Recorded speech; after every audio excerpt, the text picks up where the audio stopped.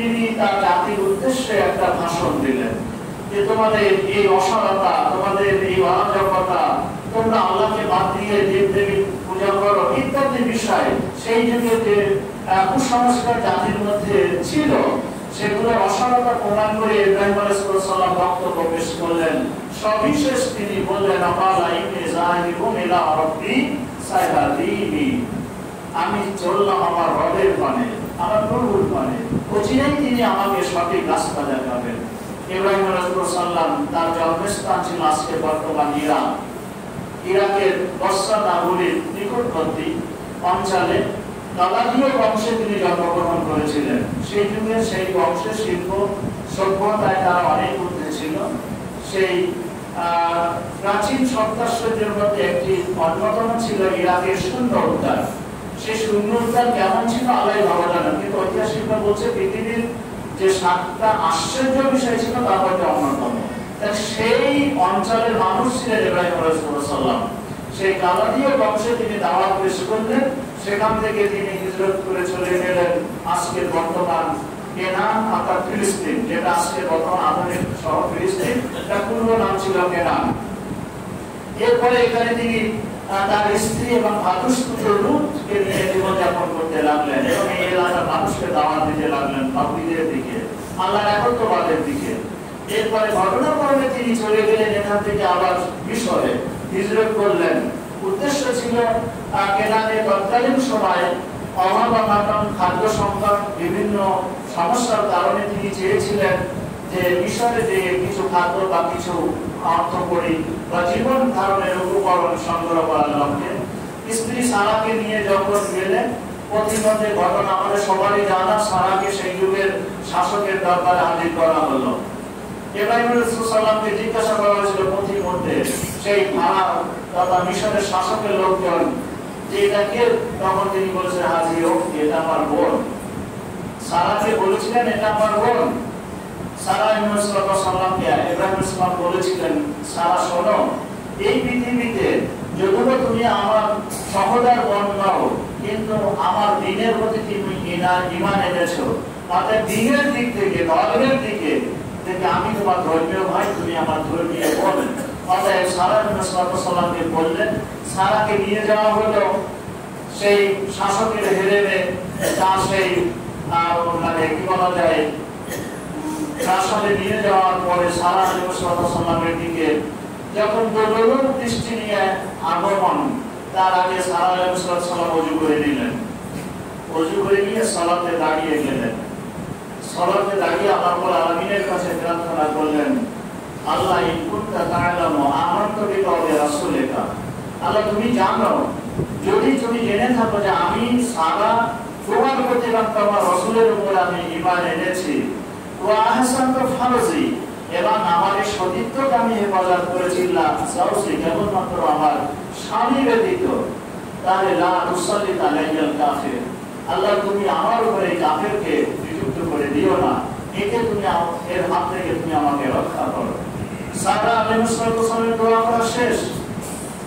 আমরা দোয়া করি, দোয়া কবুল হয় না, কিন্তু সারা দোয়া করলেন, সাথে সাথে আল্লাহ রাব্বুল আলামিন কবুল করে দিলেন। কি আশ্চর্য বিষয়! তখন রূপ দৃষ্টিতে নিয়ে যখন সেই যুগের শাসক, ঐতিহাসিকরা বলছেন মা হাওয়ার পরে সেই সময় সারা আলাইহিস সালাম ছিলেন অপূর্ব সুন্দরী, অনন্য সুন্দরী মহিলা ছিলেন। সারা রূপ, মাধুর্য, লাবণ্যতা বিশ্বখ্যাত ছিল। এই দেখে বাদশা তার মন মগজ ঠিক রাখতে পারল না। আল্লাহ রাব্বুল আলামিনের কাছে দোয়া করলেন সারা, আল্লাহ রাব্বুল আলামিন দোয়া কবুল করে নিলেন। আল্লাহ সেনাবাহিনী পাঠাননি, সারাকে রক্ষার জন্য কোনো ব্যারিকেড দেননি, কিছু না। আল্লাহ রাব্বুল আলামিন শুধু ওই অত্যাচারী শাসকের জগৎ শক্তিকে রহিত করে দিলেন, থামিয়ে দিলেন। সে মাটিতে পড়ে ঘুমাতে শুরু করলো। তখন সারা আলাইহিস সালাম বললেন যে আল্লাহ, এ যদি এভাবেই মৃত্যুবরণ করে তাহলে তো আমার উপরে ইলজাম দেবে, অপবাদ দেবে তার লোকজনের, আমি তাকে মেরে ফেলেছি। আল্লাহ তুমি একে জানেন, বাঁচিয়ে দাও। আল্লাহ সুস্থ করে দিলেন। কিন্তু মানুষের মধ্যে যখন পশুত্বতা মানবতার উপরে জয়যুক্ত হয়, তখন সে সর্বাত্মকভাবে চেষ্টা করে সে পশুবৃত্তি চরিতার্থ করার জন্য। অর্থাৎ পশুরা তাদের মধ্যে হালাল হারাম বৈধ অবৈধ কিছু নেই, তাই না? আপনার গরু ছাগল বসে গেল, তারা কি বেছে বেছে আপনার জমির ঘাস খাবে বা আপনার জমির ফসল খাবে না? সমানে খাইয়ে যাবে। কারণ তার মধ্যে চেতনা বোধ নেই, ওই বুদ্ধি তার মধ্যে নেই যে কোনটা আমার মালিকের ক্ষেত আর কোনটা পরের ক্ষেত, সব খায়। তাদের এই পশুর যে স্বভাব, এটা যখন মানুষের মধ্যে আশ্রয় গ্রহণ করে, মানুষের স্বভাবের মধ্যে জয়যুক্ত হয়, তখন মানুষ তো কোনো ছাড়ে না। তখন সেই যুগের শাসক তিনি চেষ্টা করলেন আরো, তিনবারই তিনি ব্যর্থ মনোরথ হলেন। এরপরে তার লোকজনকে ডেকে বললেন, একে নিয়ে যাও, কাকে তোমরা আমার কাছে নিয়ে এসছো? তখন সারা সাল্লাম অক্ষত অবস্থায় ফিরে আসলেন ইব্রাহিমের কাছে।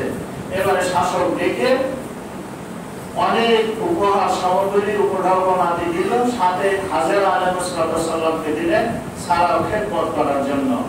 হযরত ইব্রাহিম আলাইহিস সালাম আল্লাহ রাব্বুল আলামিনের উপরে নির্ভরশীল, ভরসাশীল একমাত্র তার ওসিলা, এছাড়া আর কিছু নেই। তারা ইব্রাহিম ভিনদেশী লোক, সেখানে সৈন্য সামন্ত নেই, আপনজন কেউ নেই যে তাদের মাধ্যমে সে প্রতিহত করবে। ইব্রাহিম আলাইহিস সালাম সারা ফিরে আসলেন। ফিরে আসার পরে ইব্রাহিম আলাইহিস সালামকে তিনি আনন্দে খুশিতে আল্লাহ রাব্বুল আলামিনের প্রশংসা জ্ঞাপন করলেন। বাদশাহী উপহার সামগ্রী নিয়ে তিনি আবার তার স্বদেশে, বর্তমান যেখানে তিনি আবাস করেছেন, ফিলিস্তিনে ফিরে আসলেন। এখানে দিনাতিবাদ করতে লাগলেন। ১৪ বছরের সারা আলাইহিস সালাম তার সেই সেবিকা হাজেরা আলাইহিস সালামকে সারা বললেন যে আপনি একে বিবাহ বন্ধনে আবদ্ধ করুন, সেও তো আমার বোনের মতো। তার প্রস্তাবে ইব্রাহিম সালাম বিবাহ করলেন। তখন কিন্তু সারা নিঃসন্তান, তার সন্তানাদি হয়নি। হাজেরা আলাইহিস সালামকে বিয়ে করার পরে হাজেরা সর্বপ্রথম অন্তঃসত্ত্বা হলো, গর্ভবতী হল। তখন ইব্রাহিম সালামের বয়স ৮৬ বছরের মতো। ঐতিহাসিকরা বলছেন ইব্রাহিমের বয়স তখন ৮৬ বছর। এই ৮৬ বছর বয়সে ইব্রাহিম সালাম প্রথম সন্তানের মুখ দেখলেন, যার নাম হলো ইসমাঈল আলাইহিস সালাম। আল্লাহ রাব্বুল আলামিনের আরো এক কঠিন পরীক্ষা সামনে এসে গেল। আল্লাহ ইব্রাহিম আলাইহিস সালামকে বললেন, তোমার এই শিশু পুত্র ইসমাঈলকে সাথে নিয়ে তার মা সহ আল্লাহ নির্দেশনা দিলেন, আজকের বর্তমান যেখানে কাবা শরীফ মক্কা নগরী, সেখানে সেই সময় কোনো লোকজন জনবসতি কিছুই ছিল না, নির্জন নিথর একটা নীরব পরিবেশ। এই পরিবেশে এই জনমানবহীন শূন্য একটা স্থানে আল্লাহ রাব্বুল আলামিনের নির্দেশিত সেই অনুযায়ী, নির্দেশনা অনুযায়ী ইব্রাহিম আলাইহিস সালাম শিশু পুত্র ইসমাঈল এবং তার মা হাজেরাকে রেখে যাচ্ছে। সাথে কিছু শুকনা খেজুর, আরবের যে খাদ্য প্রধান খেজুর কিছু, আর একটা চামড়ার মশকে কিছু পানি। এই তাদের মা এবং বেটা সেখানে বেঁচে থাকার এই কিছু অবলম্বন দিয়ে ইব্রাহিম সালাম তিনি আবার কেনানের পথে, ফিলিস্তিনের পথে যাত্রা শুরু করেছেন। হাজেরা পিছন থেকে বলছেন যে আপনি আমাদের কিভাবে রেখে যাচ্ছেন, কেন? আমি কি অপরাধ করলাম যে এখানে আমাদের মা বেটা এইভাবে রেখে যাচ্ছেন? ইব্রাহিম কিছুই কথা বলে না।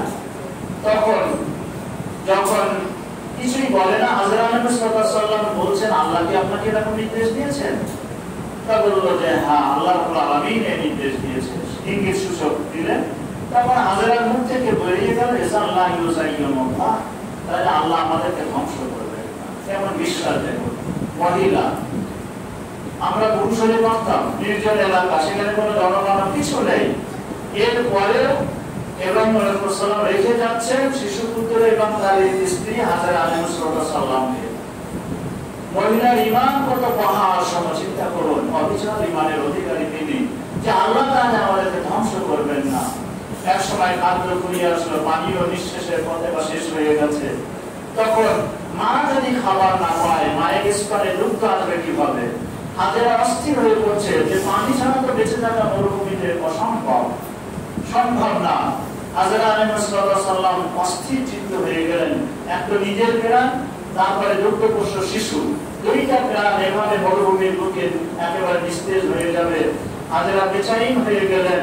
শিশু পুত্রকে ওই কাবার নিকটে, যেখানে বর্তমান কাবা, তার সন্নিকটে শুইয়ে রেখে ওখানেই পাশে সাফা পাহাড়, পার্শ্বদেশে মারওয়া পাহাড়, তিনি দিনের আলোয় পরিষ্কার মতো যেন দেখছেন যে ওখানে দুটো বালুর মধ্যে মনে হয় যেন পানির ঢেউ খুলছে। তিনি ছুটে গেলেন, যেন পানি এত প্রয়োজন তার জীবন রক্ষার জন্য, তিনি অস্থির হয়ে গেলেন। এবারে সাফা পাহাড়ে উঠলেন, উঠে তিনি দৌড়াচ্ছেন পানির জন্য, না ওখানে পানি পাওয়া যায় না। এরপরে মারোয়া পাহাড়ের দিকে তাকালেন, মনে হয় মারোয়া ওখানে পানি আছে, আবার ছুটে চললেন।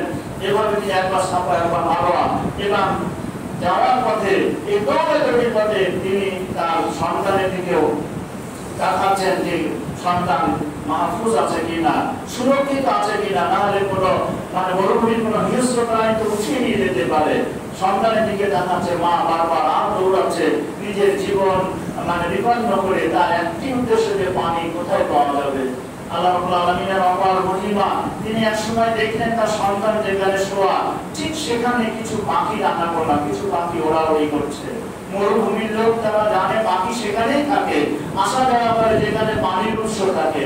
হাজেরা আলাইহিস সালাম নেমে আসলেন পাহাড় থেকে, নেমে এসে দেখছেন যে তার সন্তান যেখানে শোয়ানো তার পায়ের গোড়ালির তলদেশ থেকে ওই মাটি উত্তোলন করে পানি পেড়ে ওখান থেকে পানি ফোয়ারা ছুটছে। হাজেরা আলাইহিস সালাম ইসমাঈলকে সরিয়ে নিলেন, নেওয়ার পরে ওখানে বালুর বাঁধ দিয়ে দিলেন, দিয়ে পানি সৃষ্টি হয়ে গেল, যেটা আজকের আধুনিক আমরা জমজম কূপ হিসাবে হাজী সাহেবরা যারা জমজমের পানি আমরা নিজেরাও সেখান থেকে যারা বহন করে নিয়ে আসি, সেই কূপের সৃষ্টি ইতিহাস এটাই। হাজরা আলাইহিস সালাম পানি পেয়ে গেলেন। অন্তত পক্ষে পানি মরুভূমি একটা খুব কঠিনতম বস্তু, সেটা আল্লাহ রাব্বুল আলামিন তার ব্যবস্থা করে দিলেন। তিনি আল্লাহর প্রতি খুশিতে বাগবাগ হয়ে গেলেন যে আল্লাহ আমাদেরকে রক্ষা করলেন, সুবহানাল্লাহ। এরপরে সেই এলাকা দিয়ে একটা বাণিজ্য কাফেলা যাচ্ছিল, একটা ব্যবসায়ী দল যাচ্ছিল, তারা ওই পানির উৎস দেখলেন, দেখার পরে দেখছেন পাশে একজন মহিলা তার কাছাকাছি আসলো, আসার পরে পানি ব্যবহার করার অনুমতি চাইলো। তিনি বললেন যে হ্যাঁ পানির অনুমতি দেওয়া যাবে, তবে পানির বিনিময়ে শুধু আমার খাদ্য নেই, খাদ্য দেওয়া যাবে, খাদ্যের সঙ্গে। ঠিক আছে, তাদের কাছে খাদ্য আছে, পানিও খাও। তাহলে হাজেরা পানি দিলেন, তারা খাদ্য দিলেন। তাহলে আল্লাহ রাব্বুল আলামিন পানির মাধ্যমে হাজেরা খাদ্যেরও ব্যবস্থা করে দিলেন, সুবহানাল্লাহ। যা ইতিপূর্বে কল্পনাও ছিল না, যে একটা নীরব একটা নিষ্ঠুর একটা জায়গায় সেখানে খাদ্য কিভাবে আসবে, কিছুই বোঝা ছিল না, তাই না? এই জন্য আল্লাহ রাব্বুল আলামিন বলছেন ওয়া ইয়াত্তাকিল্লাহ ইয়াজআল লাহু মাখরাজা ওয়া ইয়ারযুকহু মিন হাইসু লা ইয়াহতাসিব। আল্লাহ রাব্বুল আলামিন সূরা তালাকের মধ্যে বলছেন যে যারা আমি আল্লাহ আমাকে যথার্থভাবে ভয় করে, তাকওয়া অবলম্বন করে, আমি আল্লাহ তার বিপদসংকুল রাস্তা থেকে পরিত্রাণের কৌশল বাতলে দিই, সুবহানাল্লাহ। শুধু এই না, ইয়ারযুকহু মিন হাইসু লা ইয়াহতাসিব, এমন উৎস থেকে আমি আল্লাহ রিজিকের ব্যবস্থা করি সে কল্পনা করতে পারবে। হাজেরা কি তার এই কল্পনা করতে পেরেছিলেন যে শুষ্ক মরুভূমির বুক চিরে পানির উদ্গীরণ হবে? তিনি কল্পনা করতে পারেনি। আবার পানি তো পেলাম, খাবার পাবো কিভাবে? এইখানে কোনো লোকজন নেই, কিছু নেই, আমাকে খাবার দেবে কে? আল্লাহ রাব্বুল আলামিন সেটাও ব্যবস্থা করলেন। হাজেরা তাই কিভাবে কল্পনা করতে পারেনি।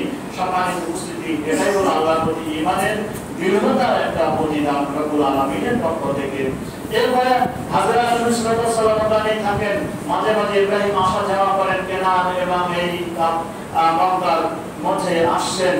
এই তো বছরে আস্তে আস্তে এক সময় আল্লাহ রাব্বুল আলামিন ইব্রাহিম আলাইহিস সালাম যখন ইসমাঈলের বয়স ৮৮, তো বলছে ১৩ বছর, কোরআনুল কারীমে সায়া শব্দ ব্যবহার করা হয়েছে, যখন সে চলাফেরা করতে পারে। এমন অবস্থায় ইব্রাহিম আলাইহিস সালাম তিনি তার পুত্রকে বলছেন, ইন্নী আরা ফিল মানামে আন্নী আযবাহুকা, আমি স্বপ্নে দেখছি যে আমি তোমাকে আল্লাহর রাস্তায় জবাই করছি, ফানসুর মাযাতা, তোমার অভিমান কি? তখন ইসমাঈল আলাইহিস সালাম বললেন, ইয়া আবাদি ফাল মা তুমারু সাতাজিদুন ইনশাআল্লাহু মিনাস সাবিরিন। হে পিতা, আল্লাহ রাব্বুল আলামিন আপনাকে যে আদেশ দিয়েছেন সে আদেশ আপনি প্রতিপালন করেন, আপনি আমাকে অবশ্যই ধৈর্যশীলদের মধ্যে দিয়ে যাবেন। সম্মানিত উপস্থিতি, ইতিপূর্বে আমরা এই কুরবানির সাথে কাসাসুল আম্বিয়া, নবীদের ঘটনা বিরাট করে করে লেখা বই, সেখানে আমরা পাই যে ইব্রাহিম আলাইহিস সালাম প্রথম রাত্রিতে স্বপ্ন দেখে ১০০০ উট কুরবানি করলেন, দ্বিতীয় দিন আবার স্বপ্ন দেখে ২,৫০০ উট কুরবানি করলেন, এভাবে করেছেন। কিন্তু সহিহ হাদিস এবং কোরআনে কোথাও এমন ইঙ্গিত পাওয়া যায় না। বরং ইব্রাহিম আলাইহিস সালাম 3 দিন এই স্বপ্নটা দেখেছিলেন। এই 3 দিন স্বপ্নের দিনগুলোকে বলা হয়েছে একটা ইয়ামুত তারবিয়া। প্রথম যেদিন তিনি স্বপ্নে দেখেছিলেন সেই দিনটিকে স্বপ্নের দিন, স্বপ্নের দেখার দিন হিসাবে বর্ণনা করা হয়েছে, সেটা হলো 8ই জিলহজ মাসের 8 তারিখ। এরপরে তিনি দ্বিতীয় দিন আবার একই স্বপ্ন দেখলেন, এটাকে ইয়ামুল আরফা। তিনি চিন্তা ভাবনা করলেন যে কেন আমি একই স্বপ্ন বারবার দেখছি, কেন আল্লাহ আমাকে এমন দেখাচ্ছেন। এরপরে তৃতীয় দিন আবার তিনি একই স্বপ্ন দেখলেন, যেটাকে ইয়ামুল নাহার, 10 তারিখ জিলহজ মাসের। এই দিনটিকে কুরবানির নামকরণ করা হয়েছে। এই দিনই ইব্রাহিম আলাইহিস সালাম তার সন্তানের কাছে এই কোরআনুল কারীমের সূরা সাফফাত মধ্যে আল্লাহ রাব্বুল আলামিন 102 থেকে এটা বর্ণনা করেছেন, যেখানে ইব্রাহিম আলাইহিস সালাম বলেন, ইন্নী আরা ফিল মানামি আন্নী আসবাহুকা, আমি তোমাকে জবাই করছি, এটা তোমার অভিমত কি? তখন সন্তান এই বললেন, আজকের যে মাত্রা এখান থেকে অন্যদিকে মিনা প্রান্তরে, সেখানে ইব্রাহিম আলাইহিস সালাম সন্তানকে নিয়ে যাচ্ছেন। এখানে কেউ বলেছেন যে ইব্রাহিম সালাম তার মা হাজেরার কাছে বলল, তোমার সন্তানকে সাজিয়ে গুছিয়ে দাও, আমি দাওয়াত খেতে নিয়ে যাব। এমন ঘটনা হাদিস কোরআনে পাওয়া যায় না। ইব্রাহিম আলাইহিস সালাম তিনি নিয়ে যাচ্ছেন মিনা প্রান্তরে। এই পথিমধ্যে শয়তান 3 জায়গায় ইব্রাহিমকে বাধা দিয়েছিল। এটা আজও সেই সুন্নাত রক্ষার জন্য আলিশারা 3 জায়গায় যারা হসপিটাল পাথর মারেন, 321টা পাথর। ইব্রাহিম আলাইহিস সালাম তিনি বুঝলেন যে আল্লাহ রাব্বুল আলামিনের আনুগত্যশীল কাজে একমাত্র প্রতিবন্ধকতা সৃষ্টি করে, একমাত্র বাধা দেয়, সে হলো শয়তান। অতএব শয়তানকে তিনি 3 জায়গায় আল্লাহু আকবার বলে 321টা পাথর দিয়ে শয়তানকে অপসারণ করে তারপরে মিনা প্রান্তরে উপস্থিত হলেন। এবারে পিতা কুরবানি হবে, বলবে সন্তান কুরবানি হবে। পিতা ধারালো ছুরি নিজে হাতে ধরলেন, সন্তান সেই ছুরির তলায় তার মাথা নুইয়ে দিচ্ছেন, গলিয়ে দিচ্ছেন। কি করম ইতিহাস নাই? আল্লাহ রাব্বুল আলামিন বলেন, কালাম্মা আসলামা, তোরা উভয়ই যখন মনস্থির করলো, যখন উভয়ই সিদ্ধান্ত গ্রহণ করলো, যখন পিতা কুরবানি করতে, পুত্র কুরবানি হতে, ওয়াতাল্লাহু লিল জামিন, এবং সন্তানকে ইব্রাহিম আলাইহিস সালাম কুবুল করে শুইয়ে দিলেন এবং তার পেছনে কপালে হাত রাখলেন, ছুরি চালাবেন আল্লাহর রাস্তায়। যেহেতু আল্লাহ রাব্বুল আলামিন চেয়েছেন আমি আমার সন্তানকে কুরবানি করব, ইব্রাহিম আলাইহিস সালাম তিনি এই জবাই করার জন্য সন্তানকে আল্লাহর রাস্তায় দেওয়ার জন্য তিনি প্রস্তুত গ্রহণ করলেন। আল্লাহ বললেন, তাসাদ্দাকতা রুয়া ওয়া নাদাইনাহু ইয়া ইব্রাহিম। আল্লাহ বলেন, আমরা বললাম, হে ইব্রাহিম, তাসাদ্দাকতা রুয়া, তুমি তোমার স্বপ্নকে সত্যে পরিণত করেছো। ওয়া কাযালিকা নাজিল মুহসিনিন, আর এভাবেই আমরা যারা সৎকর্মশীল তাদের প্রতিদান দিয়ে থাকি। ইন্না হাযা লাহুয়া বালাগুল মুবিন, এটা অবশ্যম্ভাবীভাবে একটি বড় পরীক্ষা, স্পষ্ট পরীক্ষা। ওয়া ফাদাইনাহু বিযিবহিন আযীম, এবং আল্লাহ রাব্বুল আলামিন বলেন আমরা তাকে একটা মহান জবাব বস্তু দিয়ে তাকে ফিদিয়া উপঢৌকন দিলাম। ওয়া তারাকনা আলাইহি ফিল আখিরিন, এবং পরবর্তীদের জন্য ইব্রাহিম আলাইহিস সালামের এই কাজটাকে আমরা ছেড়ে দিলাম, রেখে দিলাম। সম্মানিত উপস্থিতি, ইব্রাহিম আলাইহিস সালাম তিনি কুরবানি দেবেন, ছুরি চালাইছেন। আল্লাহ রাব্বুল আলামিন বলেন, তোমার দরকার নেই, স্বপ্ন সত্যে পরিণত করেছো। পাশেই একটা দুম্বা, সাদা দুম্বা অবস্থান করছে। আল্লাহ রাব্বুল আলামিন বলেন, এটাই তুমি কুরবানি করো। আর আল্লাহ বলেন, তোমার এই সুন্নাত, তোমার এই আদর্শটা পরবর্তীদের জন্য রেখে দিলাম আমি। সম্মানিত উপস্থিতি, এটাই হলো সংক্ষিপ্ত ইব্রাহিম আলাইহিস সালাম